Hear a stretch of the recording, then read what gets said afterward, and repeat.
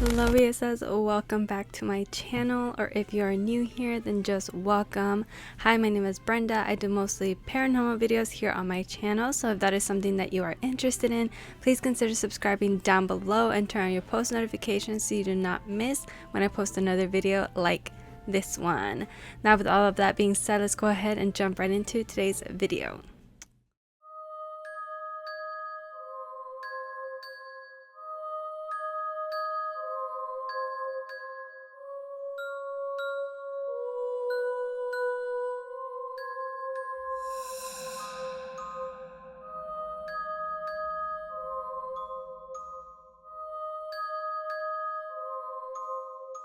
Alright guys, so as you can see today I am going to be reading to you guys some of the scary dreams that my subscribers have had. So these are dreams that you guys submitted to me, to my email, and that you guys have stirred up in your sleep. I have always been very fascinated with dreams and what they mean and why our mind conjures up different sort of things in our sleep, because I swear I've had some of the most random plots ever in some of my dreams and some of the most outlandish things that I'm just like, why do I have this in my subconscious? So I am really excited to see what other dreams you guys have had, and if you want to submit your own dreams for me to read in one of these videos, please send them to my email beyondbsfparanormal@gmail.com. That is the only place that I will be reading these stories from, and please make sure that in the subject line you let me know that it's a dream, so then that way I don't think that this is one of the paranormal experiences that you guys have had. And these are specifically scary dreams. Obviously this is what we do on my channel, we try to scare the crap out of each other.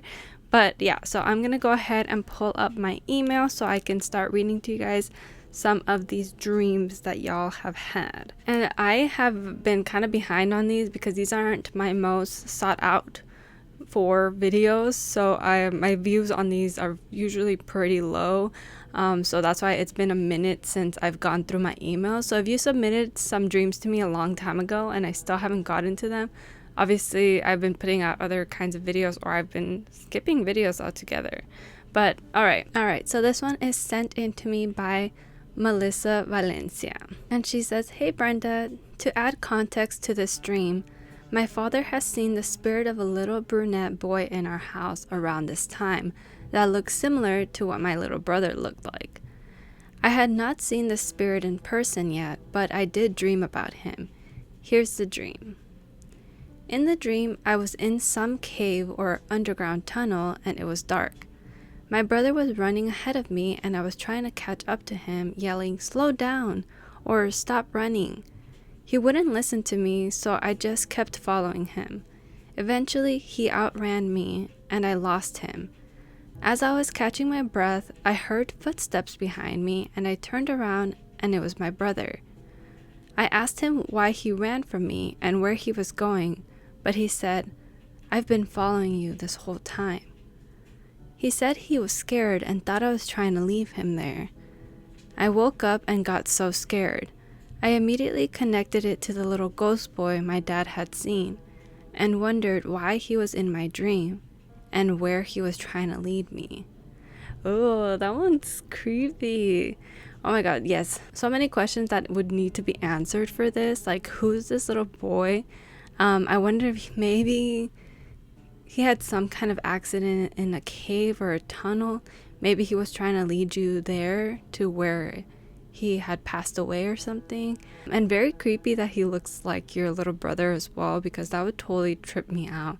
Imagine just seeing the spirit and then just thinking it's your brother or whatever, and then they're just gone. Like you think that you're talking to your little brother or something, and then he comes out from a different room. That would trip me the F out. But this one was really creepy, and I would love to also know if you have any more experiences with this little ghost boy, maybe in your dreams or in real life, if you ever end up seeing him, other than only your dad seeing him. Super creepy. Thank you so much, Melissa, for sending that in. And now let's go ahead and jump right into story number 2. This one is by my girl Judith Valencia. She is always sending me some of the most interesting stories, so I am really excited to see what kind of dreams that she's been dreaming of, because I know she's had a lot of paranormal experience in her life. But let's go ahead and get into it. It says, "Hey there, Brenda. When it comes to dreams, it seems that I hardly ever have any. And when I do, it's bits and pieces of them. But I do have a few that I remember kinda well. This particular dream ain't necessarily scary, but more of a strange one. I don't remember exactly how the dream began, but in this dream I was outside, surrounded by a building that was to be a school. I remember seeing only girls, and they all looked very similar. 2 pigtails, checkered overall dress, long sleeves, knee-length socks, and shiny black dress shoes. As I was knelt down drawing on the concrete, all I could hear was girls laughing and giggling as they played hopscotch and played tag. As I looked up, I saw a girl standing in front of me with her hand out. So I held on to her and we ran together towards the building and into a door that was wide open. When we made it in, I looked back to see if we had someone chasing us. I didn't see anyone, but I noticed that I couldn't hear the girl laughing anymore. When I turned, she was not with me anymore, and the hall turned out to be a cliff. And before being able to stop, I ended up falling from the cliff, feeling the sensation in my stomach like the feeling you get when you're on a ride. And I awoke from that dream, when I felt myself landing on my bed, feeling the bed move as I landed. It was so weird how I actually felt that feeling in the pit of my stomach, and me feeling landing on the bed. It's also crazy that in the entire dream I didn't talk, nor did the girls. All they did was laugh. Well, Brenda, what do you think of my dream?" Okay, overall, obviously you said it wasn't scary, but it was weird. Still terrifying to hear little kids laughing for some reason, especially in dreams. Like, it always makes me think of like Nightmare on Elm Street, because there's always like these little kids doing nursery rhymes or laughing and jumping rope and stuff like that, and creeps me out so badly. So even if it wasn't anything super scary, just the laughing alone and the fact that you guys weren't saying words to each other, you're just kind of giggling together, I don't like it. But yeah, very interesting. She basically just led you inside, and then you ended up dropping off of a cliff. I know that your dreams always kind of link up to when you have that feeling of falling, like that sensation. But this one was particularly interesting because of the fact that you felt like your bed bounced back as you were falling. Like, that's so scary in general, because obviously when you fall or have that sensation, you just feel yourself like jerk forward, and then it kind of like snaps you out of the dream you're having, or the fact that you're about to fall asleep. It kind of just jerks you back. But the fact that you actually felt like your body had been initially off the bed and you just landed on it, like, that's crazy. And there's no way to know exactly how much of it was real when you're half asleep. Like, when you're in the middle of being in and out of sleep, like, there's no way for you to distinguish whether you actually felt something or not, because I've seen and felt a lot of things while I was half asleep that I can't really explain, and I can't really 100% say if it was real or not. But yeah, super odd. The fact that it was just like little girls and you somehow end up falling off the edge. Maybe it's like a warning to not go near any edges with the little kids, because you'll end up being pushed off. Maybe on accident, maybe on purpose. But I don't know. That one was really interesting though. Thank you so much, Judith. I really enjoyed reading that and seeing what kind of dreams you've been having. And I'm pretty much the same. I feel like a lot of people are pretty much the same. It's kind of hard to have vivid dreams, or, just put yourself in a spot where you can have vivid dreams and then remember them. Because even when I try to journal my dreams, I feel like as soon as I wake up, like, I need a second to like fully wake up to be able to write down my dreams. And then by that time, I already forgot a lot of it. So I totally get that.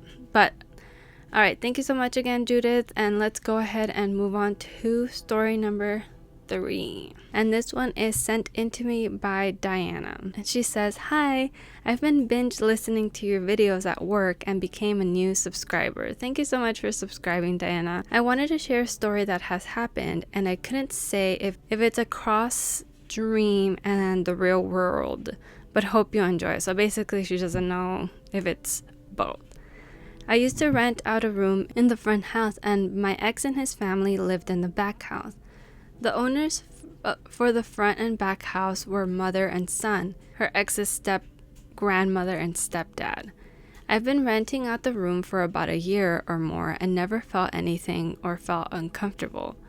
Then one day I came home from work late at night and was walking through the kitchen and living room to get to my room, but suddenly felt like something was going to grab me, so I walked pretty quickly to my room and felt relieved. I didn't think much of it, so I fell asleep and forgot about it the next day. Same situation happened the next night when I came home from work, but this time I stayed up watching television. I was laying down with my legs hanging off the shorter side of the bed since I had the TV facing that side. I must have fell asleep, but I woke up to my leg being pushed off the bed. It startled me because I could feel the power of the push. It didn't bother me, so I fell back asleep. When I fell back asleep, I had a dream of the owner, step-grandma, introducing me to her aunt. I remember her vividly. She was wearing a long brown cardigan with a gray bob haircut and glasses, and she was so happy. We said hi, and I woke up the next morning. I get up and head to the kitchen, and the grandma is in there. I get to chatting, and I bring up the feeling I've had recently and the dream. She seems shocked but also happy and runs to a photo album and shows me a picture of her aunt. And I'm speechless because it's her. She didn't even have any pictures of her around the house, so how would I know how she looks? And the same hairstyle and glasses? Strange coincidence. Later that day, I went to my ex's house in the back and talked to the family about the situation, including Grandma showing me the picture. The stepdad goes and grabs a picture as well, but this time in the picture she's wearing the brown cardigan I dreamt about. The stepdad told me how at her funeral, he whispered in her ear to go visit him when she can. The room I'm renting out used to be the stepdad's room, so she was probably looking for him. So he told me when I feel the presence again to say out loud where he's at because she's probably searching for him. Also, that room used to be the aunt's room, so I did as I was told when I felt that presence later and that night and never felt that feeling walking in the house. Luna.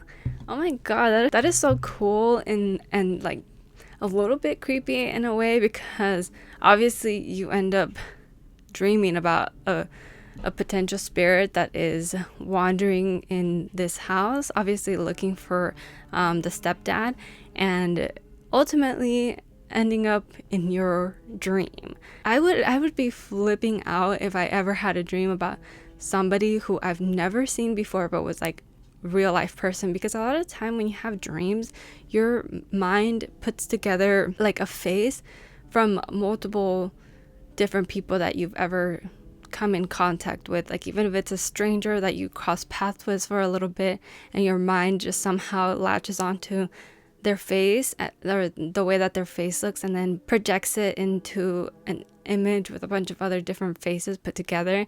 And the fact that you dreamt her in that exact outfit that she had in a picture is even crazier. Like, obviously she did tap into you somehow. Her spirit was drawn to you, and maybe she was doing that in order to be able to find him. But I'm guessing if he lived in the same house, like in the same area, I feel like she would have been able to find him. And maybe there is a further reason that she connected to you. Or maybe if the stepdad isn't spiritual, maybe it was hard for her to try to give him a sign that she was there.